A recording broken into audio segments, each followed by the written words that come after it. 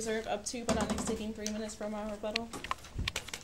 Yeah, if you could help me with this part, though. Do I need to keep that track of that? No, the timekeepers will. All right. And I also publish the enlargement of Exhibit 9.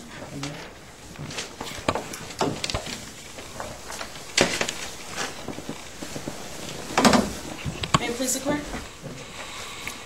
Members of the jury, the facts are the facts. Chris Hall had only 4 months of school left, and the pressure was on. She had a 4.5 GPA with a heavy class load. She was the star point guard of the school's basketball team. She was in the lead for valedictorian.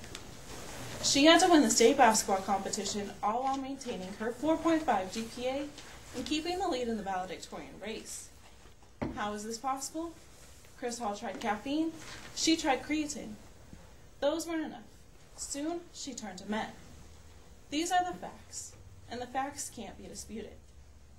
There are 2 jury instructions you need to pay close attention to. Jury instruction number 3, the elements, states the 3 things the state must prove beyond a reasonable doubt. Their first element is that the defendant possessed a controlled substance, to wit meth, a substance to controlled substance. It is a known fact that Chris Hall had meth in her backpack. No one disputes this. The second element is that the defendant did so knowingly or was aware of its presence in nature. We'll come back to this momentarily. The third element is that the defendant did so in Show-Me County, Missouri. This all happened at Truman High School in Longstreet, Missouri. Again, there is no dispute. On February 28, 2011, during a 3rd period advanced chemistry class, a class Taylor Jennings and Chris Hall had together, Miss Jennings became suspicious of Miss Hall.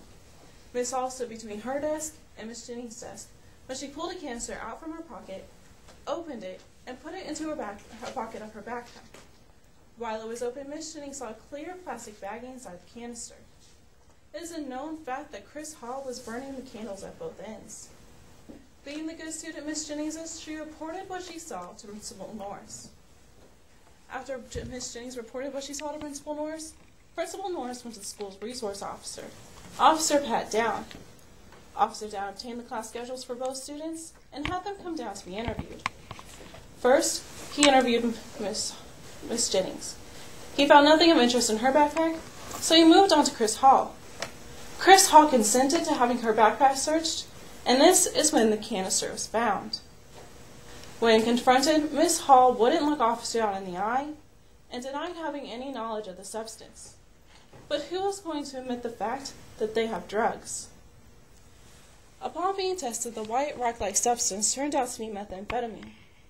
After Officer Down confronted Miss Hall about the substance, she immediately said, "Not me," and tried to point the finger at Taylor Jennings, trying to put the blame on her competition. Now let's return to the second element. Did Chris Hall know the presence and nature of the meth? You heard Taylor Jennings testify that she saw Chris Hall take the canister out of her pants pocket and put it into her backpack. After Officer Down confronted Miss Hall, she wouldn't look Officer Down in the eye and tried to put the blame on the one person that stood a chance of beating Chris Hall. Chris Hall, of course, denies that the film canister in her backpack belonged to her. But the canister came from her pants pocket. There is no reasonable doubt that the canister, the backpack, and the pants belonged to Miss Hall. Now, let's focus on the second jury instruction we need to focus on. Jury instruction number 4. This jury instruction tells you the definition of possession for this case. It means to knowingly have something in one's actual physical possession. The meth inside the canister was in the pants pocket that belonged to Chris Hall. How can the meth that was in Chris Hall's possession be disputed under this definition? The state has proven beyond a reasonable doubt that Chris Hall possessed a controlled substance, methamphetamine, on February 28, 2011, at Truman High School in Longstreet, Show-Me County, Missouri. That is why we ask you for the only verdict supported by the facts, a verdict of guilty. Thank you.